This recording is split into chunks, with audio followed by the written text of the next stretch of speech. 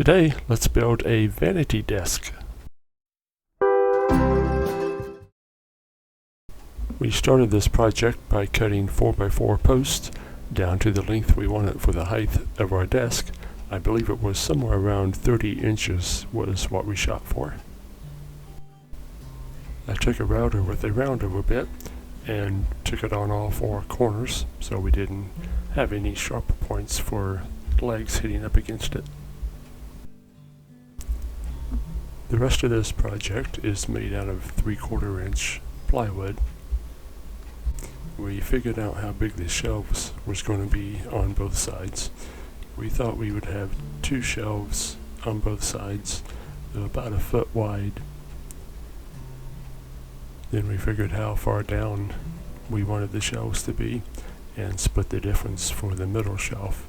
It's kind of a personal preference on how you want to do this for yourself. The easiest way we figured to build this was upside down. So we found a table that was big enough and put the legs on it, upside down of course, and started from there. We took a 1x and ripped it down to squares, so we had a 3/4 by 3/4 inch strips that we put on first to hold the shelves up. Then after everything was lined up, we stapled it all together.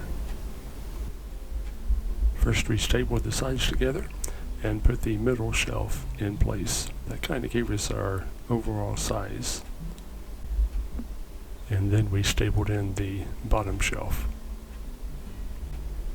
The top itself is going to be 55.5 inches long and 31.25 inches deep.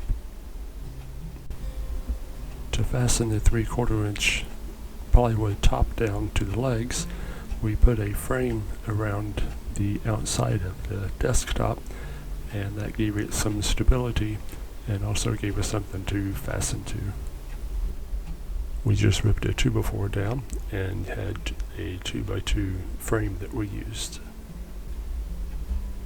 After we got the first side finished, we put it in place and screwed it down where it belonged. And that's when we actually fastened the bottom shelf. After that side was built, the second side was easy. Didn't have to figure it out.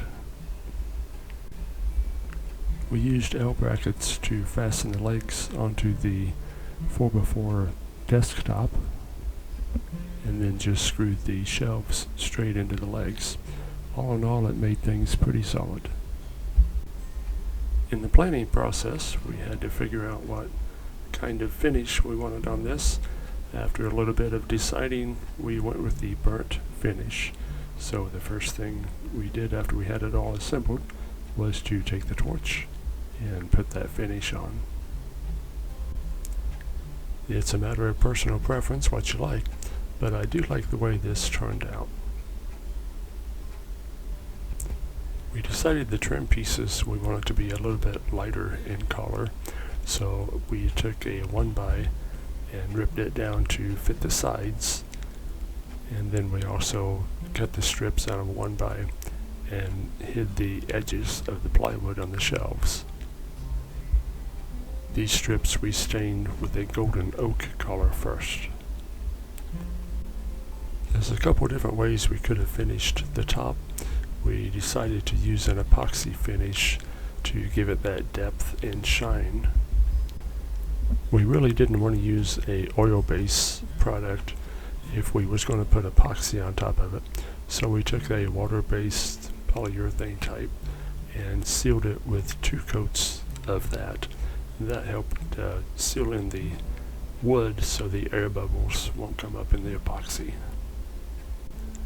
To make the top of the vanity, we rounded over some 2x4s, cut them to the length that we wanted, and then used car siding for the back part.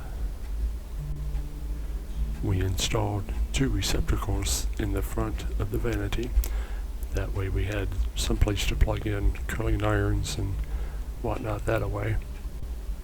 One of the plugs also has some USB charging ports in it, so we can take care of phones at the same time.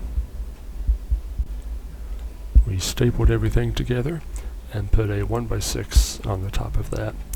Around the edge of the 1x6 we put a thin strip of 1 by about an 1/8 inch thick. We ripped it down to have some decorative on the edging part of it. And the same finish was applied to this piece. The epoxy coat is just going to go on the desktop part of it. So first we took some painter's tape and went around the top edge, made sure everything was secure, and then taped some plastic around to that. That will keep any of the drops overflow off of the sides.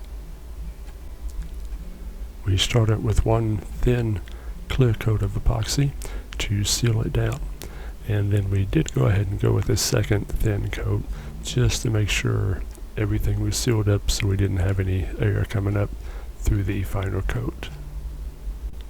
Everything was sanded with 220 grit paper, get everything all smoothed down and ready to go. Then we put the top coat on with a 1/8 inch notched trowel. That gives us the perfect thickness for the top coat. Then we chop that out. That also helps spread it out, get everything the way that it should be. And then take a torch and pop all the air bubbles. Have to go a couple of times across the top, 5 minutes apart or so. Do that 2 or 3 times, get all the air bubbles out. The camera really doesn't do this justice. It is really pretty, a lot of depth in the overall finish, and we have that nice shine that we was looking for. When we wired up the receptacles, I also put a receptacle on the back of it because this is going to have a mirror in the front of it, and if they have lights around it, something like that, there's another place to plug that in. This is the finished product. It looks pretty good. Thanks for watching our video. We really appreciate it. If you haven't had a time to subscribe yet, hit that button below and hit that like button. That way you'll know when the next video comes out. We'll see you on the next video. Bye.